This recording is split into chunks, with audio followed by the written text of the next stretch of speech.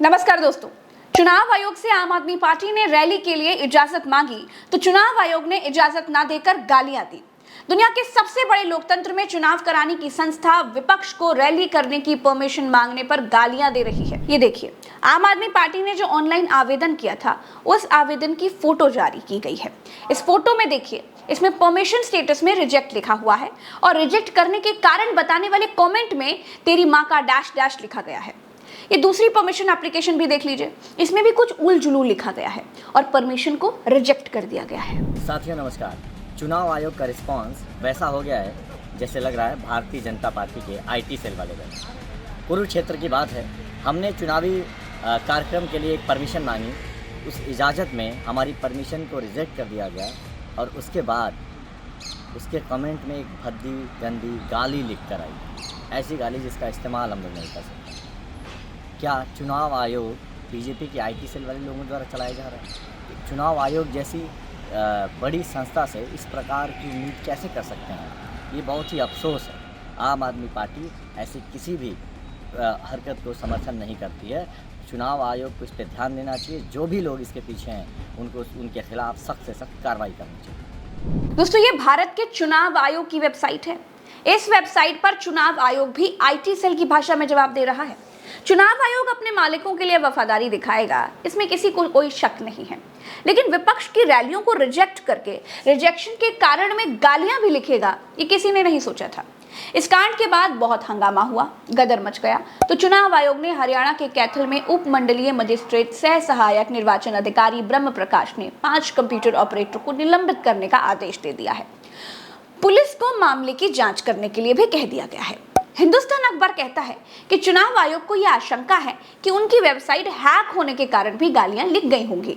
आप समझ रहे हैं दोस्तों, जो चुनाव आयोग अपनी मशीनें फुल प्रूफ होने का दावा करता है, उसकी वेबसाइट का क्या हाल है?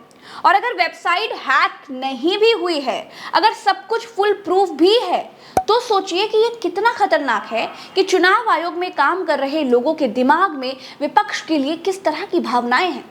क्या चुनाव आयोग के दफ्तर से फेयर डिसीजन होना संभव है? अगर 5 कंप्यूटर ऑपरेटरों को गाली लिखने के शक में निलंबित कर दिया गया है, तो ये तो और भी ज्यादा खतरनाक है।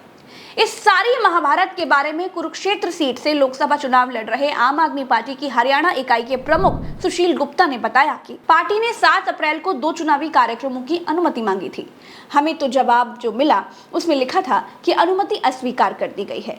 एक दूसरे पत्र में अभद्र भाषा का इस्तेमाल किया गया। आम आदमी पार्टी की तरफ से चुनाव आयोग से मामले में सख्त कार्रवाई का अनुरोध किया गया है। मोदी जी ही चुनाव आयोग के टॉप 3 अधिकारियों को चुनते हैं, नियुक्त करते हैं, मतलब नौकरी देते हैं। तो वैसे देखा जाए तो चुनाव आयोग के सुपर बॉस अघोषित तौर पर वही हुए। लेकिन आप कंफ्यूज मत होइए, मोदी जी ने इस पर कुछ भी नहीं बोला है। जब वो किसी जरूरी चीज पर कभी नहीं बोलते हैं तो इस पर क्या ही बोलेंगे। हाँ, 2 लड़कों पर बोल रहे हैं। आपको याद होगा पुराना, यहाँ उत्तर प्रदेश में 2 लड़कों की जो फिल्म पिछली बार फ्लॉप हो चुकी है, उस 2 लड़कों की फिल्म को इन लोगों ने फिर से रिलीज किया है। 2024 का चुनाव इतिहास का पहला ऐसा चुनाव है जब कांग्रेस के अकाउंट फ्रीज हैं। दिल्ली और झारखंड के मुख्यमंत्री जेल में हैं, तेलंगाना के मुख्यमंत्री की बेटी जेल में है। जो विपक्षी जेल से बाहर हैं, उनके पास किसी न किसी एजेंसी का समन पकड़ा दिया गया है। समन का मतलब है 4 जून तक बिल्कुल शांति से रहो। लालू प्रसाद यादव के पास भी बीजेपी शासित मध्य प्रदेश की कोर्ट ने साल 1997 के फर्जी फॉर्म तैयार करके हथियारों की सप्लाई के मामले में गिरफ्तारी का वारंट जारी कर दिया है।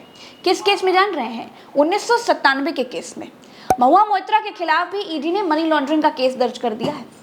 बाकी ममता बनर्जी के भतीजे और विपक्षियों के नाते रिश्तेदारों के आगे पीछे जांच एजेंसियां कैसे लगी हैं, वो बताएंगे तो वीडियो ना अपने मुद्दे से कुछ डिरेल हो जाएगा। इन सब के बीच अच्छी खबर यह है दोस्तों कि 17 राज्यों में बीजेपी की सरकारें हैं। कई राज्यों में भ्रष्टाचारियों के साथ बीजेपी गठबंधन की सरकारें चला रही है, लेकिन ना तो किसी की गिरफ्तारी हो रही है और ना ही किसी को समन भेजा जा रहा है। उल्टे मोदी जी ने 25 विपक्षी भ्रष्टाचारियों को अपनी ही पार्टी में लेकर उनमें से 3 के केस खत्म करा दिए हैं और 20 के केस ठंडे बस्ते में डलवा दिए हैं। तो भाई साहब, अब आप देखिए, संवैधानिक जांच एजेंसियां एक तरफा विपक्ष के खिलाफ सरकार के लिए काम कर रही हैं, चुनाव आयोग की वेबसाइट से विपक्ष को गाली बकी जा रही है, कांग्रेस के अकाउंट फ्रीज हैं, चाय पीने के लिए भी पैसे नहीं बचे। मोदी जी देश में अकेले प्रचार कर रहे हैं। विपक्ष प्रचार से ही गायब हो गया है। मोदी जी अकेले ही चुनाव लड़ रहे हैं। समझ रहे हैं ना? नमस्कार।